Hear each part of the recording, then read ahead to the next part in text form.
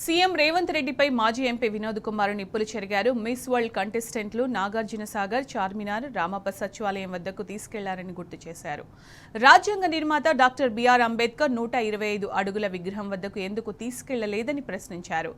అంబేద్కర్ జీవిత చరిత్రను వివిధ దేశాలకు ప్రాతినిధ్యం వహిస్తున్న అందాల భామలకు చూపించాల్సిన అవసరం ఉందన్నారు. మరి డాక్టర్ బిఆర్ అంబేద్కర్ స్టాచ్యూ ప్రపంచంలో అంత గొప్ప స్టాచ్యూ, డాక్టర్ బిఆర్ అంబేద్కర్ గారి స్టాచ్యూ అంత పెద్ద ఎత్తుగా మరి మనం నిర్మించుకున్నాం. డాక్టర్ బిఆర్ అంబేద్కర్ గారు మన దేశ రాజ్యాంగాన్ని రచించినటువంటి ఆ రాజ్యాంగ సభకు అధినేత. ఈ గొప్ప రాజ్యాంగాన్ని ప్రపంచంలో అతిపెద్ద ప్రజాస్వామ్య దేశమైనటువంటి భారతదేశానికి మరి వారి నాయకత్వాన ఆ కాన్స్టిట్యూంట్ అసెంబ్లీ మనకిచ్చింది. డాక్టర్ బిఆర్ అంబేద్కర్ గారు రచించినటువంటి రాజ్యాంగ నిర్మాత. ఈ మిస్ వరల్డ్ కాంటెస్టెంట్స్ అందరూ కూడా చాలా దేశాల నుండి వచ్చారు. అదే యంగ్స్టర్స్, వాళ్ళకి ఏం చెప్పాలి? భారతదేశం ప్రపంచంలో ఒక గొప్ప ప్రజాస్వామ్య దేశం, అన్ని దేశాల కంటే పెద్ద ప్రజాస్వామ్య దేశం.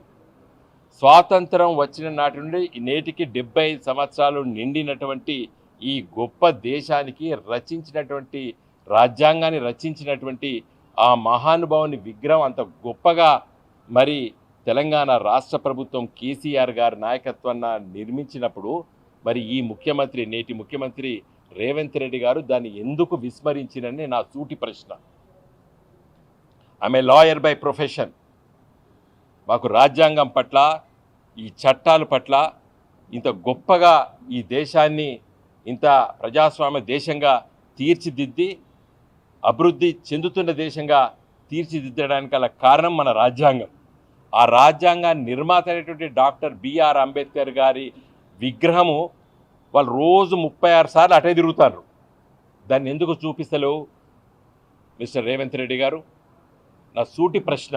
అందుకోసం నేను ఈరోజు డిమాండ్ చేయదలుచుకున్నాను. ఈ ఐటనరీ, మీరు ఇచ్చినటువంటి ఐటనరీ మొత్తం చూసిన దేవన ఇయ్యాలి కాకపోతే రేపు పోతారా, రేపు కాకపోతే ఎల్లుండి పోతారా, ఎల్లుండి కాకపోతే ఆవులెల్లుండి పోతారా, ఎప్పుడు పోతారని ఇన్ని పేపర్లు మొత్తం చూస్తే ఎక్కడ కూడా అవపడలేదు. 31వ తారీఖు నాడు గ్రాండ్ ఫినాలే ఉంది. తర్వాత 2వ తారీఖు నాడు రాజ్భవన్కి ఎవరైతే మిస్ వరల్డ్గా డిక్లేర్ అవుతారో మరి వారు మరి ఇంకా మిగతా వాళ్ళని తీసుకెళ్ళి గవర్నర్ గారితో తేనీటి విందని చెప్పి కూడా దీంట్లో ఉంది. ముగింపుది కూడా ఉన్నది.